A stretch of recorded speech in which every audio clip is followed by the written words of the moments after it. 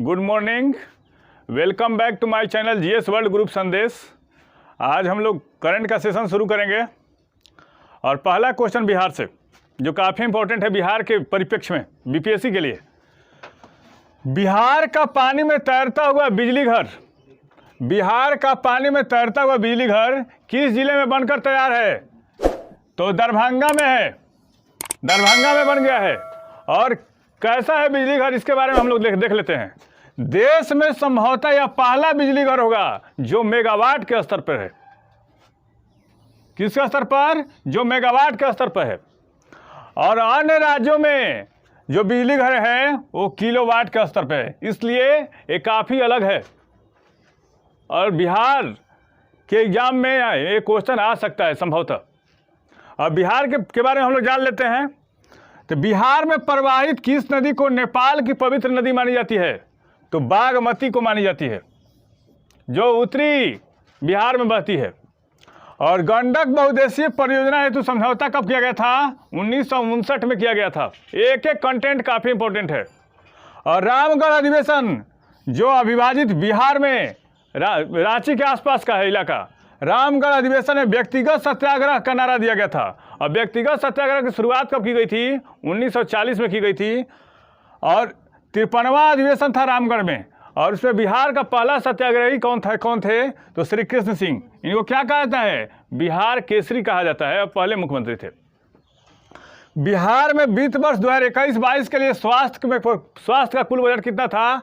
तो 6.08%। काफ़ी इंपॉर्टेंट है। अब कोरोना काल में बिहार के किस जिले में ऑक्सीजन प्लांट की शुरुआत की गई? तो बेगूसराय में। कहाँ पे शुरू की गई? बेगूसराय में। और बिहार में बौद्ध धर्म अपनाने वाला पहला शासक कौन था? तो बिंबिसार। इसको किस उपनाम से रहता है? इसको श्रेणी कहा जाता है। और अजातशत्रु को क्या कहता है? कुनिक कहा जाता है।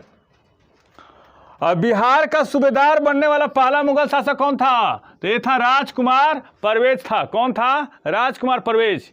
और बिहार के मुंगेर में 1922-23 में किसकी अध्यक्षता में किसान सभा का गठन किया गया? तो शाह मोहम्मद था। और बिहार में किस तिथि से 1857 की क्रांति प्रारंभ हुई? काफ़ी इंपॉर्टेंट है ये। 12 जून 1857 से। और पूरे भारत में कब हुई थी? 10 मई 1857 से। नेक्स्ट क्वेश्चन पे आते हैं। पॉल कॉलिंगवुड को किस देश की क्रिकेट टीम का अंतरिम कोच नियुक्त किया गया है? तो इंग्लैंड का। अब इंग्लैंड के प्रधानमंत्री कौन है? बोरिस जॉनसन है। और इंग्लैंड जो है वो किस में आता है? यूके में आता है। यूके में कौन कौन से देश हैं? आयरलैंड है, इंग्लैंड है, स्कॉटलैंड है और वेल्स है। और यूके की स्थापना कब की गई थी? 1707 में की गई थी। इंग्लैंड का बगीचा किसको कहा जाता है? केंट को कहा जाता है। और इंग्लैंड के प्रधानमंत्री के निवास को क्या कहता है? 10 डाउनिंग स्ट्रीट। और वहाँ की महारानी कौन थी? कौन है? एलिजाबेथ हैं। और किस वंश से हैं? ट्यूडर वंश से। और इंग्लैंड का बगीचा किसको कहता है? केंट को। और इंग्लैंड की राजधानी कौन है? लंदन। और लंदन किस नदी के किनारे है? टेम्स नदी के किनारे है। अक्षय ऊर्जा पर आसियान भारत उच्च स्तरीय सम्मेलन 7 से 8 फरवरी के बीच आयोजित की गई। इसकी थीम क्या है? इसकी थीम है एकीकृत नवीकरणीय बाजार के लिए अनुभव और नवाचार है।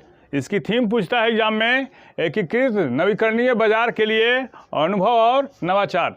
और इसका आयोजन शिखर सम्मेलन जो आयोजित हुआ, इसका वर्चुअली आयोजित किया गया था। और किसने आयोजित किया? इसका आयोजन जो किया था नवीन और नवीकरणीय ऊर्जा मंत्रालय और विदेश मंत्रालय द्वारा किया गया। आसियान की स्थापना कब की गई थी? आसियान की स्थापना 1967 में की गई थी। इसका मुख्यालय कहाँ है? इसका मुख्यालय है जकार्ता। और जकार्ता कहाँ है? इंडोनेशिया में है। और इंडोनेशिया के राष्ट्रपति कौन है? Joko Widodo. अभी हाल फिलहाल में इंडोनेशिया ने अपनी राजधानी स्थानांतरित की। कहाँ पे की है? नुसंतारा में। और आसियान का पूर्ण रूप क्या होता है? Association of south east Asian nation. इसमें कौन कौन से देश आते हैं? इसमें आता है Indonesia, Malaysia, Philippines, Singapore, Thailand, Brunei, Vietnam, Laos, Myanmar और कंबोडिया। ये आसियान के सदस्य राष्ट्र हैं। 8 फरवरी को किस राष्ट्रपति की जयंती मनाई गई? जाकिर हुसैन। और एक ऐसे राष्ट्रपति जो बिहार के राज्यपाल भी रहे और भारत के राष्ट्रपति भी रहे थे और भारत के प्रथम मुस्लिम राष्ट्रपति थे और भारत के तीसरे राष्ट्रपति भी थे। 1957 से 1962 तक बिहार के राज्यपाल भी रहे हैं। 1962 से 67 तक उपराष्ट्रपति, 1967 में भारत के तीसरे राष्ट्रपति और 1969 में निधन। और जो जामिया मिलिया विश्वविद्यालय है उसके संस्थापक भी रहे हैं और अलीगढ़ मुस्लिम यूनिवर्सिटी के कुलपति भी रह चुके हैं। अंतर्राष्ट्रीय फसल और शुष्क उष्णकटिबंधीय संस्थान की 85वीं वर्ष गांठ मनाई गई है। किस राज्य में स्थित है? यह है तेलंगाना में। और ये संस्थान तेलंगाना में कहाँ है? पाटन चेरू में है। पाटन चेरू में है। पाटन चेरू में है। कैसा संगठन है इसके बारे में हम लोग देख लेते हैं। इसकी स्थापना हुई थी 1972 में। यह ग्रामीण विकास के लिए कृषि अनुसंधान हेतु एक महत्वपूर्ण संगठन है। और कहाँ है? तेलंगाना की राजधानी हैदराबाद में है। भारत में पंचायती राज संस्थान कहाँ है? हैदराबाद में है। एयरफोर्स एकेडमी कहाँ है? हैदराबाद में। सरदार वल्लभ भाई पटेल एकेडमी कहाँ है? हैदराबाद में। और CISF एकेडमी कहाँ है? हैदराबाद में। महासागरीय सूचना केंद्र कहाँ है? हैदराबाद में। और राष्ट्रीय पोषण संस्थान कहाँ है? हैदराबाद में। हाल ही में देश का दूसरा सबसे ऊंचा तिरंगा झंडा किस राज्य में फहराया गया है? तो अरुणाचल प्रदेश में। अरुणाचल प्रदेश में कहाँ पे? तवांग में फहराया गया है। तवांग। और विश्व का दूसरा सबसे बड़ा मठ कहाँ है? तवांग में है। और 10,000 फीट की ऊंचाई पर और 104 फीट ऊंचा झंडा फहराया गया है। कहाँ पे? तवांग में। अरुणाचल प्रदेश के बारे में जान लेते हैं हम लोग। अरुणाचल प्रदेश की राजधानी कहाँ है? ईटानगर। और वहाँ के मुख्यमंत्री कौन है? पेमा खांडू। और वहाँ के राज्यपाल कौन है? Brigadier BD Mishra. नामदफा राष्ट्रीय उद्यान जो भारत का सबसे ऊंचा राष्ट्रीय उद्यान है कहाँ है? अरुणाचल प्रदेश में है। नामचिक नामफू कोयला क्षेत्र कहाँ है? अरुणाचल प्रदेश में है। शेषा अर्किन अभयारण्य कहाँ है? अरुणाचल प्रदेश में है। पकेट टाइगर रिजर्व कहाँ है? अरुणाचल प्रदेश में है। और विश्व का दूसरा सबसे बड़ा मठ कहाँ है? वो अरुणाचल प्रदेश में है। अरुणाचल प्रदेश में के नाम्बा चरवा पर्वत से भारत में प्रवेश करने वाली, तीखा मोड़ लेकर प्रवेश करने वाली नदी कौन है? ब्रह्मपुत्रा है। और म्यांमार से सबसे ज़्यादा किस राज्य की सीमा लगती है? तो अरुणाचल प्रदेश की लगती है। हाल ही में भारत के किस शहर में दुनिया का तीसरा सबसे बड़ा क्रिकेट स्टेडियम बन रहा है? तो जयपुर में बन रहा है। जयपुर का वास्तुविद कौन था? जयपुर का आर्किटेक्ट है विद्याधर भट्टाचार्य। और वर्ल्ड का सबसे बड़ा स्टेडियम कहाँ है? नरेंद्र मोदी स्टेडियम, अहमदाबाद, जिसको पहले मोटेरा के नाम से जाना जाता था। दूसरा है मेलबोर्न, ऑस्ट्रेलिया में। और तीसरा भारत में बन रहा है, ये जयपुर में होगा। हाल ही में एशिया के सबसे अमीर व्यक्ति कौन बन गए हैं? Gautam Adani, 88.5 billion dollar. दूसरा स्थान में कौन है? मुकेश अंबानी। और तीसरा स्थान पे कौन है? मा हुआ टेंग। और विश्व के सबसे धनी व्यक्ति कौन कौन है? एलन मस्क पहले स्थान पे। दूसरा स्थान में कौन है? Bernard Arnault. और तीसरा स्थान पे कौन है? जेफ बेजोस हैं। हाल ही में अक्षय कुमार को किस राज्य का ब्रांड एम्बेसडर बनाया गया है? तो ये उत्तराखंड के बनाए गए हैं। उत्तराखंड के बारे में हम लोग जान लेते हैं। उत्तराखंड के मुख्यमंत्री हैं पुष्कर सिंह धामी। और उत्तराखंड के राज्यपाल कौन है? Lieutenant general Gurmeet Singh. भोटिया दन, मंसियारी राजमा और तेज पत्ता को GI टैग दिया गया। किस राज्य का है? उत्तराखंड का है। भारत का पहला घास संरक्षण केंद्र कहाँ खोला गया? उत्तराखंड में। भारत का पहला क्रिप्टोगेनिक गार्डन कहाँ खोला गया? उत्तराखंड में। उत्तराखंड की राजधानी कहाँ है? देहरादून। और देहरादून को किस नाम से जाना जाता है? सैनिक नगर के नाम से जाना जाता है। और उत्तराखंड की ग्रीष्मकालीन राजधानी कहाँ है? गैसरेन। और उत्तराखंड का हाई कोर्ट कहाँ है? नैनीताल में है।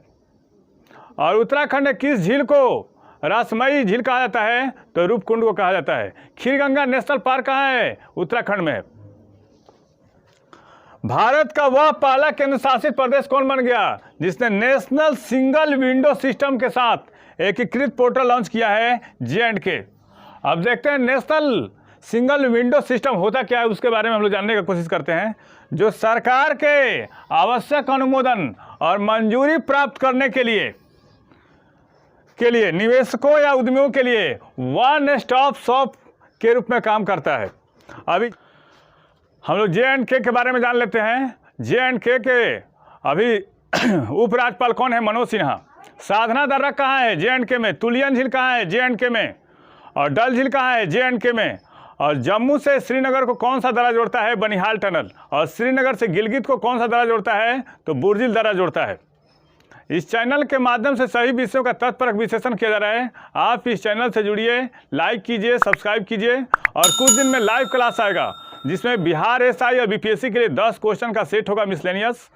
आप लोग जब लाइव शुरू होगा तो 8:55 9 बजे के आसपास का टाइम रहेगा लाइव शुरू करने का। आप लोग इससे जुड़ने का प्रयास कीजिएगा। Thank you.